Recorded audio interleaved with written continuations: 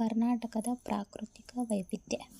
ಈ ಅಧ್ಯಾಯದಲ್ಲಿ ಕೆಳಗಿನ ಅಂಶಗಳನ್ನು ತಿಳಿದುಕೊಳ್ತೀವಿ. ಕರ್ನಾಟಕದ ವಾಯುಗುಣದ ಪ್ರಮುಖ ಲಕ್ಷಣಗಳು, ಕರ್ನಾಟಕದ ಋತುಮಾನಗಳ ವಾಯುಗುಣದ ಪರಿಸ್ಥಿತಿ, ಕರ್ನಾಟಕದ ಋತುಕಾಲಿಕ ಮಳೆಯ ಹಂಚಿಕೆ ಮತ್ತು ಪರಿಣಾಮಗಳು, ಕರ್ನಾಟಕದಲ್ಲಿನ ಮಣ್ಣಿನ ವಿಧಗಳು ಹಾಗೂ ಹಂಚಿಕೆ, ಕರ್ನಾಟಕದ ಸ್ವಾಭಾವಿಕ ಸಸ್ಯವರ್ಗ ಮತ್ತು ವಿಧಗಳು, ಹಂಚಿಕೆ, ಪ್ರಾಣಿ ಸಂಪತ್ತು. ಇಲ್ಲಿ ಕರ್ನಾಟಕದ ವಾಯುಗುಣ ಫಸ್ಟಿಗೆ ಸ್ಟಾರ್ಟಿಂಗ್ ನೋಡ್ಕೊತ ಹೋಗೋಣ.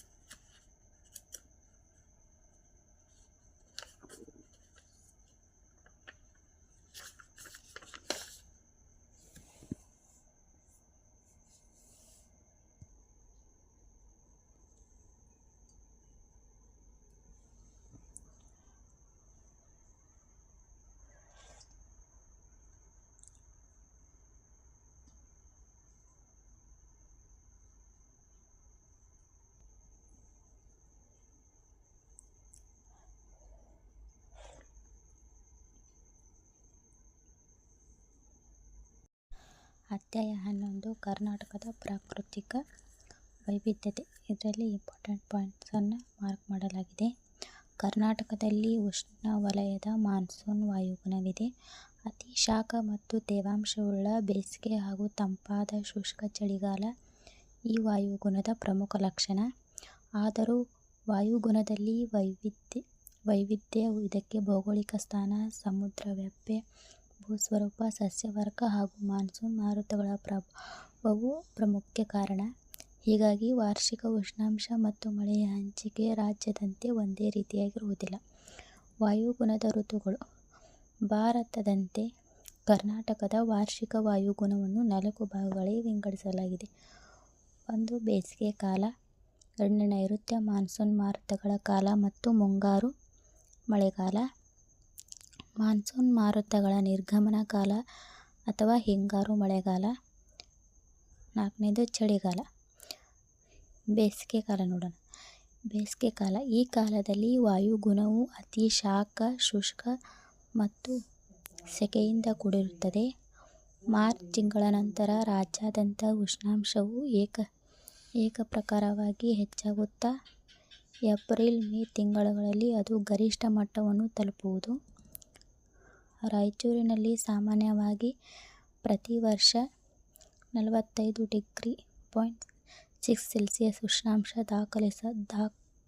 ದಾಖಲಾಗುವುದರಿಂದ ಅದು ನಮ್ಮ ರಾಜ್ಯದಲ್ಲಿ ಅತಿ ಹೆಚ್ಚು ಉಷ್ಣಾಂಶ ದಾಖಲಿಸುವ ಪ್ರದೇಶವಾಗಿದೆ. ಇದು ಇಲ್ಲೇ ಇಂಪಾರ್ಟೆಂಟ್ ಪಾಯಿಂಟ್ ಆಗುತ್ತಾ. ಉತ್ತರ ಮೈದಾನದ ಇತರೆ ಜಿಲ್ಲೆಗಳಲ್ಲೂ ಉಷ್ಣಾಂಶ ಹೆಚ್ಚಾಗಿರುತ್ತದೆ. ಒಟ್ಟಿನಲ್ಲಿ ಈ ಅವಧಿಯಲ್ಲಿ ಇಡೀ ಕರ್ನಾಟಕವು ಅಧಿಕ ಶಾಖದಿಂದ ಕೂಡಿರುತ್ತದೆ.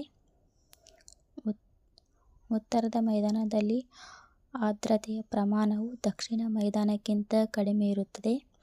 ಬೇಸಿಗೆಯಲ್ಲಿ ಅಧಿಕ ಬಾಷ್ಪೀಭವನದಿಂದ ಮಳೆ ಮೋಡಗಳು ನಿರ್ಮಾಣವಾಗಿ ಗುಡುಗು, ಮಿಂಚು,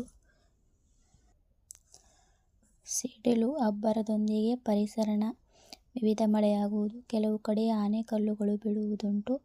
ಇದು ಸಾಮಾನ್ಯವಾಗಿ ಅಪರಾಹ್ನ ಸಮಯದಲ್ಲಿ ಅಲ್ಪಾವಧಿಗೆ ಸಂಭವಿಸುತ್ತದೆ. ಇದು ಕಾಫಿ ಗಿಡಗಳು ಹೂ ಬಿಡಲು ನೆರವಾಗುವುದರಿಂದ ಇದನ್ನು ಕಾಫಿ ಹೂಮಳೆ ಎಂದೂ ಹಾಗೂ ಮಾವು ಫಸಲಿಗೆ ನೆರವಾಗುವುದರಿಂದ ಇದನ್ನು ಮಾವಿನ ಕೊಯ್ಲು ಎಂದು ಕರೆಯುತ್ತಾರೆ. ಈ ಕಾಲದಲ್ಲಿ ರಾಜ್ಯದ ವಾರ್ಷಿಕ ಒಟ್ಟು ಮಳೆಯಲ್ಲಿ ಸುಮಾರು 7% ಮಳೆ ಬೀಳುತ್ತದೆ. 2. ನೈಋತ್ಯ ಮಾನ್ಸೂನ್ ಮಾರುತಗಳ ಕಾಲ ಅಥವಾ ಮುಂಗಾರು ಮಳೆಗಾಲ. ಇದನ್ನು ನೈಋತ್ಯ ಮಾನ್ಸೂನ್ ಮಾರುತಗಳ ಕಾಲ ಎಂತಲೂ ಕರೆಯುತ್ತಾರೆ. ಅರಬ್ಬಿ ಸಮುದ್ರದ ಮೇಲಿಂದ ಬೀಸುವ ತೇವಾಂಶಭರಿತ ಮಾರುತಗಳನ್ನು ಪಶ್ಚಿಮ ಘಟ್ಟಗಳು ತಡೆದು ಅಧಿಕ ಮಳೆಯನ್ನು ಸುರಿಸುತ್ತವೆ. ಪಶ್ಚಿಮ ಘಟ್ಟಗಳ ಪೂರ್ವದ ಕಡೆ ಹೋದಂತೆಲ್ಲ ಮಳೆಯ ಪ್ರಮಾಣ ಕಡಿಮೆಯಾಗುತ್ತದೆ. ಈಗ ಹೀಗಾಗಿ ಪೂರ್ವದ ಮೈದಾನವು ಮಳೆನೆರಳಿನ ಪ್ರದೇಶವಾಗಿ ಪರಿಣಮಿಸುತ್ತದೆ. ಶಿವಮೊಗ್ಗ ಜಿಲ್ಲೆ ಆಗುಂಬೆ ಕರ್ನಾಟಕದಲ್ಲಿ ಅಧಿಕ ಮಳೆ ಬೀಳುವ ಸ್ಥಳವಾಗಿದೆ. ಇದನ್ನು ದಕ್ಷಿಣ ಭಾರತದ ಚಿರಾಪುಂಜಿ ಎನ್ನುವರು. ಭಾಗಮಂಡಲ ಮತ್ತು ಹುಲಿಕಲ್ಗಳು ಇದಕ್ಕೆ ಅಧಿಕ ಮಳೆ ಪಡೆಯುವ ಸ್ಥಳವಾಗಿವೆ. ಚಿತ್ರದುರ್ಗ ಜಿಲ್ಲೆಯ ಚಳ್ಳಕೆರೆ ತಾಲೂಕಿನ ನಾಯಕನಹಟ್ಟಿ ಕರ್ನಾಟಕದಲ್ಲಿಯೇ ಅತಿ ಕಡಿಮೆ ಮಳೆ ಬೀಳುವ ಸ್ಥಳ. ಈ ಅವಧಿಯಲ್ಲಿ ರಾಜ್ಯಾದ್ಯಂತ ಉಷ್ಣಾಂಶ ಹೆಚ್ಚು, ಜೊತೆಗೆ ತೇವಾಂಶವೂ ಹೆಚ್ಚಾಗಿರುತ್ತದೆ. ಮೋಡ ಕವಿದ ಪರಿಸ್ಥಿತಿ ಕಂಡುಬರುತ್ತದೆ. ಈ ಋತುಮಾನದಲ್ಲಿ ರಾಜ್ಯದ ವಾರ್ಷಿಕ ಒಟ್ಟು ಮಳೆಯಲ್ಲಿ ಸುಮಾರು ಶೇಕಡಾ 80ರಷ್ಟು ಮಳೆಯಾಗುತ್ತದೆ. ರಾಜ್ಯದ ಮುಂಗಾರು ಬೆಳೆಗಳು ಬೇಸಾಯಕ್ಕೆ ಈ ಕಾಲ ನೆರವಾಗುತ್ತದೆ. ಮಾನ್ಸೂನ್ ಮಾರುತಗಳ ನಿರ್ಗಮನ ಕಾಲ ಅಥವಾ ಹಿಂಗಾರು ಮಳೆಗಾಲ. ಇದನ್ನು ಈಶಾನ್ಯ ಮಾನ್ಸೂನ್ ಮಾರುತಗಳ ಕಾಲ ಎಂದಲೂ ಕರೆಯುತ್ತಾರೆ. ಉತ್ತರ ಭಾರತದಲ್ಲಿ ಉಷ್ಣಾಂಶವು ಕಡಿಮೆಯಾಗಿ ಒತ್ತಡ ಹೆಚ್ಚಾಗುವುದರಿಂದ ನೈಋತ್ಯ ಮಾನ್ಸೂನ್ ಮಾರುತಗಳು ಈಶಾನ್ಯದಿಂದ ನೈಋತ್ಯಕ್ಕೆ ಬೀಸುತ್ತಾ ನಿರ್ಗಮಿಸುತ್ತವೆ. ಭೂಭಾಗದಿಂದ ಬೀಸುವ ಈ ಮಾರುತಗಳು ಮಳೆ ತರುವುದಿಲ್ಲ. ಆದರೆ ಬಂಗಾಳ ಕೊಲ್ಲಿಯಿಂದ ಬೀಸುವಾಗ ದಕ್ಷಿಣ ಮೈದಾನದ ಜಿಲ್ಲೆಗಳಿಗೆ ಸ್ವಲ್ಪ ಮಳೆಯನ್ನು ಬೀಳುತ್ತದೆ. ಬಂಗಾಳ ಕೊಲ್ಲಿಯಲ್ಲಾಗುವ ಚಂಡಮಾರುತಗಳ ಪ್ರಭಾವದಿಂದ ನವೆಂಬರ್-ಡಿಸೆಂಬರ್ ತಿಂಗಳಲ್ಲಿ ಮಳೆಯಾಗುತ್ತವೆ. ಈ ಋತುಮಾನದಲ್ಲಿ ರಾಜ್ಯದ ವಾರ್ಷಿಕ ಒಟ್ಟು ಮಳೆಯಲ್ಲಿ ಸುಮಾರು ಶೇಕಡಾ 12ರಷ್ಟು ಮಳೆಯಾಗುತ್ತದೆ. ಈ ಅವಧಿಯಲ್ಲಿ ಹವಾಮಾನದ ಸ್ಥಿತಿಯು ಅನಿಶ್ಚಿತವಾಗಿರುತ್ತದೆ. ಚಳಿಗಾಲ. ಈ ಕಾಲದ ಕಡಿಮೆ ಉಷ್ಣಾಂಶ, ಕಡಿಮೆ ಆರ್ದ್ರತೆ, ಮಳೆಯೂ ಕಡಿಮೆ ಹಾಗೂ ತಿಳಿಯಾದ ಆಕಾಶವುಳ್ಳ ಹವಾಮಾನವಾಗಿರುತ್ತದೆ. ಸರಾಸರಿ ಉಷ್ಣಾಂಶ 25ರಿಂದ 27 ಡಿಗ್ರಿ ಸೆಲ್ಸಿಯಸ್. ಜನವರಿ ಅತಿ ಕಡಿಮೆ ಉಷ್ಣಾಂಶ ದಾಖಲಿಸಿರುವ ತಿಂಗಳು. ಇದನ್ನು ಕರ್ನಾಟಕದ ಪ್ರವಾಸ ಮಾಸ ಎನ್ನುವರು. ಕರ್ನಾಟಕದಲ್ಲಿ ಬೀದರ್ ಅತಿ ಕಡಿಮೆ ಉಷ್ಣಾಂಶ ದಾಖಲಿರುವ ಪ್ರದೇಶವಾಗಿದೆ. ಅತಿ ಹೆಚ್ಚು ಉಷ್ಣಾಂಶ ದಾಖಲಿಸುವ ಪ್ರದೇಶ ರಾಯಚೂರು, ಕಡಿಮೆ ಬೀದರ್. ಉತ್ತರದ ಜಿಲ್ಲೆಗಳಲ್ಲಿ ಕಡಿಮೆ ಉಷ್ಣಾಂಶವಿರುತ್ತದೆ. ಉದಾಹರಣೆ ವಿಜಯಪುರ, ಕಲಬುರಗಿ, ಬೀದರ್. ಚಳಿಗಾಲದಲ್ಲಿ ಮಳೆಯ ಹಂಚಿಕೆ ಅತಿ ಕಡಿಮೆ. ಅಂದರೆ ರಾಜ್ಯದ ವಾರ್ಷಿಕ ಒಟ್ಟು ಮಳೆಯಲ್ಲಿ ಶೇಕಡಾ 1ರಷ್ಟು ಮಳೆಯಾಗುತ್ತದೆ. ಒಮ್ಮೊಮ್ಮೆ ಪ್ರಾತಃಕಾಲದಲ್ಲಿ ಕಾವಳ ಕಂಡುಬರುತ್ತದೆ. ಮಳೆಯ ಹಂಚಿಕೆ. ಮಲೆನಾಡು ಮತ್ತು ಕರಾವಳಿ ಭಾಗಗಳು ಅಧಿಕ ಮಳೆ ಪಡೆಯುವ ಪ್ರದೇಶಗಳಾಗಿವೆ.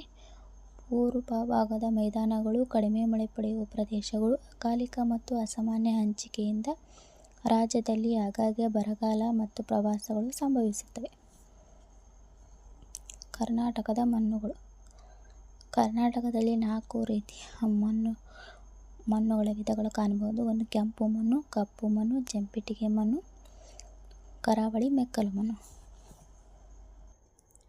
ಕೆಂಪು ಮಣ್ಣು ಇದು ಗ್ರಾನೈಟ್ ಮತ್ತು ಸೀಸ ಶಿಲಾದ್ರವ್ಯಗಳಿಂದ ರೂಪುಗೊಂಡಿದ್ದು ಕಬ್ಬಿಣದ ಆಕ್ಸೈಡ್ ಇರುವುದರಿಂದ ಈ ಮಣ್ಣು ಕೆಂಪಾಗಿರುತ್ತದೆ. ಈ ಮಣ್ಣಿನಲ್ಲಿ ಹೆಚ್ಚು ಸುಣ್ಣ ಮತ್ತು ಉಪ್ಪಿನ ಅಂಶವಿದ್ದು ಸಾವಯವ ಅಂಶ ಕಡಿಮೆ. ಹೆಚ್ಚು ಹಗುರ ತೆಳುಪದರುಳ್ಳ ಈ ಮಣ್ಣು ಅಷ್ಟೊಂದು ಫಲವತ್ತಾದಲ್ಲ. ತೇವಾಂಶ ಉಳಿಸಿಕೊಳ್ಳುವ ಸಾಮರ್ಥ್ಯ ಕಡಿಮೆ. ಈ ಮಣ್ಣಿನಲ್ಲಿ ತೃಣಧಾನ್ಯಗಳಾದ ರಾಗಿ, ನವಣೆ, ಸಜ್ಜೆ, ಜೋಳ, ಹಾರಕ ಮತ್ತು ತಂಬಾಕು, ದ್ವಿದಳ ಧಾನ್ಯಗಳು, ನೆಲಗಡಲೆಯಂಥ ಮಳೆ ಆಶ್ರಿತ ಬೆಳೆಗಳನ್ನು ಬೆಳೆಯಬಹುದು. ನೀರಾವರಿ ಸೌಲಭ್ಯ ಇರುವ ಕಡೆ ಭತ್ತ, ಕಬ್ಬು, ಆಲೂಗಡ್ಡೆ, ತರಕಾರಿಗಳು, ಬಾಳೆ, ತೆಂಗು, ಅಡಿಕೆ ಇತ್ಯಾದಿ ಬೆಳೆಯಲು ಯೋಗ್ಯವಾಗಿದೆ. ತುಮಕೂರು, ಬೆಂಗಳೂರು ಗ್ರಾಮಾಂತರ, ರಾಮನಗರ, ಚಿಕ್ಕಬಳ್ಳಾಪುರ, ಕೋಲಾರ, ಚಾಮರಾಜನಗರ, ಮಂಡ್ಯ ಮತ್ತು ಮೈಸೂರು ಜಿಲ್ಲೆಗಳಲ್ಲಿ ಈ ಮಣ್ಣು ಹೆಚ್ಚಾಗಿ ಕಂಡುಬರುತ್ತದೆ. ಕೆಂಪು ಮಣ್ಣು ಇದು ಬಾಸಾಲ್ಟ್ ಶಿಲೆಗಳ ಶಿಥಿಲೀಕರಣದಿಂದಾಗಿದ್ದು ಇದು ಹೆಚ್ಚು ಮೆಗ್ನೀಷಿಯಂ, ಅಲ್ಯೂಮಿನಿಯಂ ಮತ್ತು ಕಬ್ಬಿಣದ ಆಕ್ಸೈಡ್ಗಳಿರುತ್ತವೆ. ಹೀಗಾಗಿ ಇದರ ಬಣ್ಣ ಕಪ್ಪು.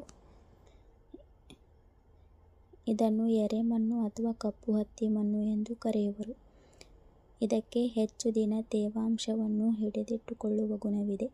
ಈ ಮಣ್ಣಿನಲ್ಲಿ ಹತ್ತಿ, ಜೋಳ, ಸೂರ್ಯಕಾಂತಿ, ಮೆಣಸಿನಕಾಯಿ, ಮೆಕ್ಕೆಜೋಳ, ಬೇಳೆಕಾಳುಗಳು, ಕಬ್ಬು, ಈರುಳ್ಳಿ ಮತ್ತು ಭತ್ತವನ್ನು ಬೆಳೆಯಲಾಗುತ್ತದೆ. ಈ ಮಣ್ಣು ಉತ್ತರ ಕರ್ನಾಟಕದ ಜಿಲ್ಲೆಗಳಲ್ಲಿ ವ್ಯಾಪಕವಾಗಿ ಕಂಡುಬರುತ್ತದೆ. ಧಾರವಾಡ, ಗದಗ, ಬಳ್ಳಾರಿ, ಕೊಪ್ಪಳ, ಕಲಬುರಗಿ, ಯಾದಗಿರಿ, ಬಾಗಲಕೋಟೆ, ಬೆಳಗಾವಿ, ಚಿತ್ರದುರ್ಗ ಮತ್ತು ಚಾಮರಾಜನಗರ ಜಿಲ್ಲೆಗಳಲ್ಲಿ ಕಪ್ಪು ಮಣ್ಣಿನ ಹಂಚಿಕೆಯಾಗಿದೆ. ಜಂಬೆಟ್ಟಿಗೆ ಮಣ್ಣು. ಅಧಿಕ ಉಷ್ಣಾಂಶ ಮತ್ತು ಅಧಿಕ ಮಳೆ ಬೀಳುವ ಭಾಗಗಳಲ್ಲಿ ಈ ಮಣ್ಣು ಕಂಡುಬರುತ್ತದೆ. ನೀರಿನಲ್ಲಿ ಕರಗುವ ಸುಣ್ಣ ಮತ್ತು ಸಿಲಿಕೇಟ್ಗಳನ್ನು ಮಳೆ ನೀರಿನಲ್ಲಿ ಕರಗಿ ತಳದ ಮಣ್ಣಿನ ಸ್ತರಗಳಿಗೆ ಸಾಗಿಸಲ್ಪಡುತ್ತದೆ. ಕರಗದಂಥ ಕಬ್ಬಿಣ ಮತ್ತು ಅಲ್ಯೂಮಿನಿಯಂಗಳು ಮೇಲ್ಪದರಲ್ಲಿ ಉಳಿಯುತ್ತವೆ. ಇದು ಮಳೆಗಾಲದಲ್ಲಿ ಮೃದುವಾಗಿ, ಬೇಸಿಗೆಯಲ್ಲಿ ಒಣಗಿ ಗಟ್ಟಿಯಾಗಿ ಲ್ಯಾಟರೈಟ್ ಶಿಲೆಯಾಗಿರುತ್ತದೆ. ಅದನ್ನು ಕಟ್ಟಡಗಳ ನಿರ್ಮಾಣಕ್ಕೆ ಉಪಯೋಗಿಸಲಾಗುವುದು. ಈ ಮಣ್ಣಿನಲ್ಲಿ ಗೋಡಂಬಿ, ಕಾಫಿ, ಚಹಾ, ಏಲಕ್ಕಿ, ಮೆಣಸು, ರಬ್ಬರ್, ತೆಂಗು ಮುಂತಾದ ಬೆಳೆಗಳನ್ನು ಬೆಳೆಯುತ್ತಾರೆ. ಉತ್ತರ ಕನ್ನಡ, ಉಡುಪಿ, ದಕ್ಷಿಣ ಕನ್ನಡ, ಕೊಡಗು, ಚಿಕ್ಕಮಗಳೂರು, ಶಿವಮೊಗ್ಗ, ಬೆಳಗಾವಿ ಮುಂತಾದ ಜಿಲ್ಲೆಗಳಲ್ಲಿ ಹೆಚ್ಚಾಗಿ ಹಂಚಿಕೆಯಾಗಿದೆ. ಕರಾವಳಿಯ ಮೆಕ್ಕಲು ಮಣ್ಣು. ನದಿ ಸಮುದ್ರದ ಅಲೆಗಳಿಂದ ಸಾಗಿಸಲ್ಪಟ್ಟ ಮಣ್ಣು ಸಮುದ್ರದ ತೀರದಲ್ಲಿ ಸಂಗ್ರಹವಾಗಿ ನಿರ್ಮಾಣವಾಗಿದೆ. ಹೀಗಾಗಿ ರಾಜ್ಯದ ಕರಾವಳಿ ಜಿಲ್ಲೆಗಳಾದ ಉಡುಪಿ, ದಕ್ಷಿಣ ಕನ್ನಡ ಹಾಗೂ ಉತ್ತರ ಕನ್ನಡ ಜಿಲ್ಲೆಗಳಲ್ಲಿ ಈ ಮಣ್ಣು ಕಂಡುಬರುತ್ತದೆ. ಇದರಲ್ಲಿ ಮರಳು ಮತ್ತು ಜೇಡಿ ಮಿಶ್ರಣವಾಗಿರುವುದರ ಜೊತೆಗೆ ಕೊಳೆತ ಜೈವಿಕಾಂಶಗಳು ಸಮೃದ್ಧವಾಗಿರುತ್ತದೆ. ಭತ್ತ, ಗೋಡಂಬಿ, ತೆಂಗು, ಅಡಿಕೆ, ಬಾಳೆ ಮುಂತಾದ ಬೆಳೆಗಳ ಸಾಗುವಳಿಗೆ ಇದು ಸೂಕ್ತ. ಸ್ವಾಭಾವಿಕ ಸಸ್ಯಗಳು. ಪ್ರಕೃತಿದತ್ತವಾಗಿ ಬೆಳೆಯುವ ವಿವಿಧ ಸಸ್ಯ ಸಮುದಾಯವನ್ನು ಸ್ವಾಭಾವಿಕ ಸಸ್ಯವರ್ಗ ಎನ್ನುವರು. ಕರ್ನಾಟಕವು ವೈವಿಧ್ಯಮಯವಾದ ಮತ್ತು ಸಮೃದ್ಧ ಸಸ್ಯ ಸಂಪನ್ಮೂಲಗಳನ್ನು ಹೊಂದಿದೆ. ಪರಿಸರ ಸಮತೋಲನ ಕಾಪಾಡುವಲ್ಲಿ ಸಸ್ಯವರ್ಗವು ಪ್ರಮುಖ ಪಾತ್ರ ವಹಿಸುತ್ತದೆ. ಸಸ್ಯವರ್ಗವು ಮರಮುಟ್ಟು, ಕಚ್ಚಾ ವಸ್ತುಗಳ ಉರುವಲು, ಗಿಡಮೂಲಿಕೆಗಳು, ಜೇನು, ಬಿದಿರು, ಬೆತ್ತ ಮುಂತಾದವುಗಳನ್ನು ಒದಗಿಸುತ್ತದೆ. ಈ ಕಾಡುಗಳು ಪ್ರಾಣಿ ಪಕ್ಷಿಗಳ ವಾಸಸ್ಥಾನವಾಗಿದ್ದು, ಆನೆ, ಹುಲಿ, ಸಿಂಹ, ಚಿರತೆ, ಕಾಡುಕೋಣ, ಜಿಂಕೆ, ನವಿಲು ಮುಂತಾದ ಪ್ರಾಣಿ ಪಕ್ಷಿಗಳು ಕರ್ನಾಟಕದ ಅರಣ್ಯಗಳಲ್ಲಿ ವಾಸವಾಗಿವೆ. ಮನರಂಜನಾ ಮತ್ತು ಪ್ರವಾಸಿ ಕೇಂದ್ರಗಳನ್ನು ಸೃಷ್ಟಿಸುತ್ತವೆ. ಪರಿಸರ ಮಾಲಿನ್ಯವನ್ನು ನಿಯಂತ್ರಿಸುತ್ತವೆ. ಕರ್ನಾಟಕದ ಕಾಡುಗಳಲ್ಲಿ ವಿಶೇಷವಾಗಿ ಶ್ರೀಗಂಧದ ಮರಗಳು ಬೆಳೆಯುತ್ತವೆ. ಇದರಿಂದ ಸುಗಂಧ ದ್ರವ್ಯ, ಕುಸುರಿ ಕೆಲಸದ ಕುಶಲವಸ್ತುಗಳು, ಸಾಬೂನು, ಔಷಧಿಗಳನ್ನು ತಯಾರಿಸುವುದು ಇವು ವಿಶ್ವವಿಖ್ಯಾತವಾಗಿದ್ದು, ದೇಶೀಯ ಅಪಾರವಾದ ಬೇಡಿಕೆ ಪೂರೈಸುವುದಲ್ಲದೆ ವಿದೇಶಗಳಿಗೂ ರಫ್ತು ಮಾಡಲಾಗುತ್ತದೆ. ಆದ್ದರಿಂದ ಕರ್ನಾಟಕವು ಶ್ರೀಗಂಧದ ನಾಡು ಎಂದೇ ಪ್ರಸಿದ್ಧವಾಗಿದೆ. ಸಸ್ಯವರ್ಗದ ವಿಧಗಳು. ನಿತ್ಯ ಹರಿದ್ವರ್ಣ ಕಾಡುಗಳು, ಎಲೆ ಉದುರಿಸುವ ಸಸ್ಯವರ್ಗ, ಮಿಶ್ರ ಬಗೆಯ ಕಾಡುಗಳು, ಕುರುಚಲು ಸಸ್ಯವರ್ಗ ಮತ್ತು ಹುಲ್ಲುಗಾವಲು. ನಿತ್ಯದ ಹರಿದ್ವರ್ಣ ಕಾಡುಗಳು ಸುಮಾರು 250 ಸೆಂಟಿಮೀಟರ್ಗಳಿಗೂ ಅಧಿಕ ವಾರ್ಷಿಕ ಮಳೆ ಬೀಳುವ ಭಾಗದಲ್ಲಿ ಈ ಕಾಡುಗಳು ಬೆಳೆಯುತ್ತವೆ. ಅಧಿಕ ಮಳೆ ಮತ್ತು ಅಧಿಕ ಉಷ್ಣಾಂಶಗಳಿಂದ ಇಲ್ಲಿ ಮರಗಳು ಎತ್ತರವಾಗಿಯೂ ಹಾಗೂ ದಟ್ಟವಾಗಿಯೂ ಬೆಳೆಯುತ್ತವೆ. ಈ ಕಾಡುಗಳು ದುರ್ಗಮವಾಗಿದ್ದು, ಕೆಲವು ಕಡೆ ಸೂರ್ಯನ ಕಿರಣಗಳು ನೆಲಕ್ಕೆ ತಲುಪುವುದಿಲ್ಲ. ಇಲ್ಲಿ ಪ್ರಮುಖವಾಗಿ ಬೀಟೆ, ತೇಗ, ಮತ್ತಿ, ನಂದಿ, ದೂಪ, ಹೊನ್ನೆ, ಹೆಬ್ಬಲಸು ಮುಂತಾದ ಎತ್ತರದ ಮರಗಳು ಬೆಳೆಯುತ್ತವೆ. ಮರಗಳ ಅಡಿಯಲ್ಲಿ ದಟ್ಟ ಪೊದೆ ಸಸ್ಯಗಳು ಬೆಳೆಯುತ್ತವೆ. ಅನೇಕ ರೀತಿಯ ಸಾಂಬಾರ ಪದಾರ್ಥಗಳು, ಲವಂಗ, ಏಲಕ್ಕಿ, ದಾಲ್ಚಿನ್ನಿ, ಔಷಧಿ ಸಸ್ಯಗಳು ಹೇರಳವಾಗಿ ಬೆಳೆಯುತ್ತವೆ. ಇಂತಹ ಕಾಡುಗಳು ಉತ್ತರ ಕನ್ನಡ, ಉಡುಪಿ, ದಕ್ಷಿಣ ಕನ್ನಡ, ಶಿವಮೊಗ್ಗ, ಹಾಸನ, ಚಿಕ್ಕಮಗಳೂರು, ಚಾಮರಾಜನಗರ ಮತ್ತು ಕೊಡಗು ಜಿಲ್ಲೆಗಳಲ್ಲಿ ಕಂಡುಬರುತ್ತವೆ. ಎಲೆ ಉದುರುವ ಸಸ್ಯವರ್ಗ. ಚಳಿಗಾಲದ ತರುವಾಯ ತೇವಾಂಶದ ಕೊರತೆಯಿಂದಾಗಿ ಮರಗಳ ಎಲೆಗಳು ಉದುರುತ್ತವೆ ಮತ್ತು ವಸಂತ ಋತುವಿನಲ್ಲಿ ಚಿಗುರುತ್ತವೆ. ಇವುಗಳನ್ನು ಎಲೆ ಉದುರಿಸುವ ಸಸ್ಯವರ್ಗ ಎನ್ನುವರು. ವಾರ್ಷಿಕವಾಗಿ ಮಳೆ 60 ರಿಂದ 120 ಸೆಂಟಿಮೀಟರ್ ಮಳೆಯ ಬೀಳುವ ಭಾಗಗಳಲ್ಲಿ ಇಂತಹ ಸಸ್ಯವರ್ಗವಿದೆ. ಇಂತಹ ಕಾಡುಗಳು ಚಿಕ್ಕಮಗಳೂರು, ಮೈಸೂರು, ಚಾಮರಾಜನಗರ, ಹಾಸನ ಜಿಲ್ಲೆಗಳು, ಪೂರ್ವ ಭಾಗ, ತುಮಕೂರು, ಚಿಕ್ಕಬಳ್ಳಾಪುರ, ಕೋಲಾರ, ದಕ್ಷಿಣ ಭಾಗಗಳು, ಮಂಡ್ಯ, ರಾಮನಗರ ಮತ್ತು ಬೆಂಗಳೂರು ಗ್ರಾಮಾಂತರ ಜಿಲ್ಲೆಗಳಲ್ಲಿ ಕಂಡುಬರುತ್ತವೆ. ತೇಗ, ಹೊನ್ನೆ, ಮತ್ತಿ, ಬೇವು, ಮಾವು, ಹಲಸು, ಮುತ್ತುಗ, ಪಾಗೆ, ಆಲ, ಶ್ರೀಗಂಧ ಮತ್ತು ಬಿದುರು ಇಲ್ಲಿ ಬೆಳೆಯುವ ಪ್ರಮುಖ ಮರಗಳು. ಮಿಶ್ರ ಬಗೆಯ ಕಾಡುಗಳು. ನಿತ್ಯಹರಿದ್ವರ್ಣ ಮತ್ತು ಎಲೆಗಳುಳ್ಳ ಎಲೆ ಉದುರಿಸುವ ಪ್ರಕಾರದ ಮರಗಳು ಬೆಳೆಯುವ ಸಸ್ಯವರ್ಗವೇ ಮಿಶ್ರ ಬಗೆಯ ಕಾಡುಗಳು. ವಾರ್ಷಿಕ 120-150 ಸೆಂಟಿಮೀಟರ್ ಮಳೆ ಬೀಳುವ ಭಾಗಗಳಲ್ಲಿ ಇಂತಹ ಸಸ್ಯವರ್ಗ ಕಂಡುಬರುತ್ತವೆ. ಇಂಥ ಕಾಡುಗಳು ಉಡುಪಿ, ದಕ್ಷಿಣ ಕನ್ನಡ, ಉತ್ತರ ಕನ್ನಡ ಜಿಲ್ಲೆಗಳ ಕೆಲವು ಭಾಗಗಳು, ಕೊಡಗಿನ ಪೂರ್ವ ಭಾಗ ಮತ್ತು ಚಿಕ್ಕಮಗಳೂರು, ಹಾಸನ ಮತ್ತು ಮೈಸೂರು ಜಿಲ್ಲೆಗಳ ಕೆಲವು ಭಾಗಗಳಲ್ಲಿ ಕಂಡುಬರುತ್ತವೆ. ತೇಗ, ಹೊನ್ನೆ, ಮತ್ತಿ, ನಂದಿ, ಹಲಸು ಮತ್ತು ಬಿದುರು ಇಲ್ಲಿ ಬೆಳೆಯುವ ಪ್ರಮುಖ ಮರಗಳು. ಕುರುಚಲು ಸಸ್ಯವರ್ಗ ಮತ್ತು ಹುಲ್ಲುಗಾವಲು. ಕರ್ನಾಟಕದ 60 ಸೆಂಟಿಮೀಟರ್ಗಿಂತ ಕಡಿಮೆ ವಾರ್ಷಿಕ ಮಳೆ ಬೀಳುವ ಪ್ರದೇಶಗಳಲ್ಲಿ ಇಂತಹ ಸಸ್ಯವರ್ಗವು ಹಂಚಿಕೆಯಾಗಿವೆ. ಮಳೆಯ ಕೊರತೆ ಮತ್ತು ಒಣಹವೆಯಿಂದಾಗಿ ಕುರುಚಲು ಗಿಡಗಳು ಮತ್ತು ಮುಳ್ಳಿನ ಗಿಡಗಳು ಬೆಳೆಯುತ್ತವೆ. ಉದಾಹರಣೆಗೆ ಕಳ್ಳಿ, ಕತಾಳಿ, ಕರಿಜಾಲಿ, ಬೇಲಿ, ಈಚಲ, ಹಂಚಿಕೆ ಮತ್ತು ಕಾಂತಿ. ಹಂಚಿ ಮತ್ತು ಕುಂತಿ ಹುಲ್ಲು ಇತ್ಯಾದಿ. ಅಲ್ಲಲ್ಲಿ ಆಲ, ಬೇವು, ಅರಳಿ, ಮುತ್ತುಗಳಂಥ ಮರಗಳು ಬೆಳೆಯುತ್ತವೆ. ಇಂಥ ಸಸ್ಯವರ್ಗವು ಬೀದರ್, ಕಲಬುರಗಿ, ಯಾದಗಿರಿ, ರಾಯಚೂರು, ಕೊಪ್ಪಳ, ವಿಜಯಪುರ, ಬಳ್ಳಾರಿ, ಚಿತ್ರದುರ್ಗ ಇತ್ಯಾದಿ ಜಿಲ್ಲೆಗಳಲ್ಲಿ ಹಂಚಿಕೆಯಾಗಿದೆ. ಕರಾವಳಿ ಅಂಚಿನಲ್ಲಿರುವ ನದಿ ಮುಖಜ ಭೂಮಿ, ಅಳಿವೆಗಳು ಹಾಗೂ ಮರಳುದಿಣ್ಣೆಗಳ ಬಳ್ಳಾರಿ, ಚಿತ್ರದುರ್ಗ ಇತ್ಯಾದಿ ಜಿಲ್ಲೆಗಳಲ್ಲಿ ಹಂಚಿಕೆಯಾಗಿವೆ. ಕರಾವಳಿ ಅಂಚಿನಲ್ಲಿರುವ ನದಿ ಮುಖಜ ಭೂಮಿ, ಅಳಿವೆಗಳು ಹಾಗೂ ಮರಳುದಿಣ್ಣೆಗಳ ಭಾಗಗಳಲ್ಲಿ ಬೀಳುವ ಕುರು ಸಸ್ಯಗಳು ಉಪ್ಪು ನೀರಿನಲ್ಲಿ ಬೆಳೆಯುವ ವಿಶಿಷ್ಟವಾದ ಸಾಮರ್ಥ್ಯವನ್ನು ಹೊಂದಿವೆ. ಇದನ್ನು ಮ್ಯಾಂಗ್ರೋವ್ ಸಸ್ಯವರ್ಗ. ಕರ್ನಾಟಕದಲ್ಲಿರುವ ಹಂಚಿಕೆ ಅತ್ಯಲ್ಪ. ಸುಮಾರು 1400 ಸೆಂಟಿಮೀಟರ್ಗಿಂತ ಹೆಚ್ಚು ಎತ್ತರವುಳ್ಳ ಭಾಗಗಳಲ್ಲಿ ತಂಪಾದ ವಾಯುಗುಣ. ಕುದುರೆಮುಖ, ಬಾಬಾ ಬುಡನ್ ಗಿರಿ, ಬಿಳಿಗಿರಿರಂಗನ ಬೆಟ್ಟ, ಕೊಡಗಿನ ಬ್ರಹ್ಮಗಿರಿ ಸರಣಿ ಇಳಿಜಾರುಗಳು ಹುಲ್ಲುಗಾವಲಿನಿಂದ ಕೂಡಿವೆ. ಇವುಗಳ ತಗ್ಗಾದ ಕಣಿವೆಗಳು, ಝರಿ, ತೊರೆಗಳಿಂದ ಕೂಡಿದ ಭಾಗಗಳಲ್ಲಿ ವಿಶಿಷ್ಟವಾದ ಶೋಲ ಕಾಡುಗಳು ಬೆಳೆಯುತ್ತವೆ. ಅರಣ್ಯದ ಹಂಚಿಕೆ. ಎಲ್ಲ ವಿಧದ ಅರಣ್ಯಗಳು ಒಳಗೊಂಡಂತೆ ಕರ್ನಾಟಕದಲ್ಲಿ ದಾಖಲಾದ ಅರಣ್ಯ ಪ್ರದೇಶ 40,649.30 ಚದರ ಕಿಲೋಮೀಟರ್ಗಳು.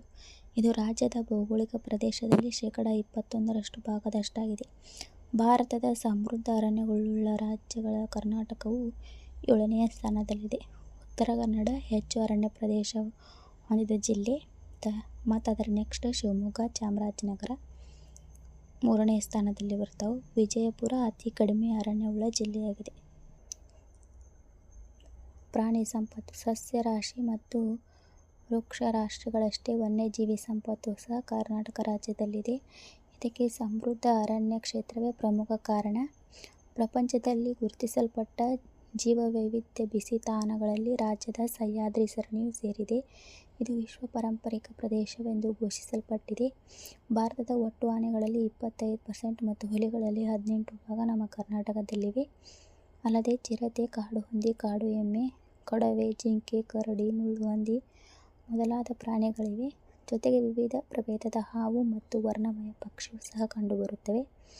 ಪಶ್ಚಿಮ ಘಟ್ಟಗಳ ಮಧ್ಯಭಾಗದ ಕರ್ನಾಟಕದ ಮಲೆನಾಡು ಭಾಗವು ಮಾತ್ರ ತನ್ನ ನೈಸರ್ಗಿಕ ವೈವಿಧ್ಯ ಪರಂಪರೆಯನ್ನು ಉಳಿಸಿಕೊಂಡಿದೆ. ಈ ಭಾಗದಲ್ಲಿ ವನ್ಯಪ್ರಾಣಿ ಸಂಕುಲ ಹೆಚ್ಚಾಗಿ ಕಂಡುಬರುವುದು. ವನ್ಯಪ್ರಾಣಿಗಳ ನೆಲೆಯನ್ನೊಳಗೊಂಡ ರಾಜ್ಯದ ಪ್ರಮುಖ ಅರಣ್ಯ ಪ್ರದೇಶಗಳೆಂದರೆ ಉತ್ತರ ಕನ್ನಡ, ಬೆಳಗಾವಿ ಭಾಗಗಳನ್ನೊಳಗೊಂಡ ಕರಾವಳಿ ಭಾಗ, ಸಹ್ಯಾದ್ರಿ ಮಲೆನಾಡಿನ ಬೆಟ್ಟಗಳ ಸಾಲು. ಉದಾಹರಣೆಗೆ ಇನಾಂ ದತ್ತಾತ್ರೇಯ ಪೀಠ ಸರಣಿ, ಬಿಳಿಗಿರಿ ರಂಗನ ಬೆಟ್ಟ, ಮಲೆ ಮಹದೇಶ್ವರ ಬೆಟ್ಟ, ಹಿಮದ ಗೋಪಾಲಸ್ವಾಮಿ ಬೆಟ್ಟ ಮುಂತಾದವುಗಳುಳ್ಳ ದಕ್ಷಿಣ ಮೈದಾನ, ರಾಣಿಬೆನ್ನೂರು ಉತ್ತರ ಮೈದಾನದ ಪ್ರಮುಖ ವನ್ಯಜೀವಿ ಧಾಮಗಳು. ಇಂದು ಕರ್ನಾಟಕದಲ್ಲಿ 5 ರಾಷ್ಟ್ರೀಯ ಉದ್ಯಾನವನಗಳು, 7 ಪಕ್ಷಿಧಾಮಗಳು ಮತ್ತು ಸುಮಾರು 36 ವನ್ಯಜೀವಿ ಧಾಮಗಳಿವೆ. ನಿಮಗೆ ಇದೇ ತಿಳಿದಿರಲಿ, ಇದು ಕರ್ನಾಟಕದಲ್ಲಿ 5 ಹುಲಿ ಸಂರಕ್ಷಣಾ ವಲಯಗಳಿವೆ. ಬಂಡೀಪುರ, ನಾಗರಹೊಳೆ, ಬಿಳಿಗಿರಿ ರಂಗನಬೆಟ್ಟ, ಭದ್ರಾ ಮತ್ತು ಕಾಳಿ ಹುಲಿ ಸಂರಕ್ಷಣಾ ವಲಯ. ಕರ್ನಾಟಕದ ಪ್ರಸಿದ್ಧ ಪಕ್ಷಿಧಾಮ ರಂಗನತಿಟ್ಟು.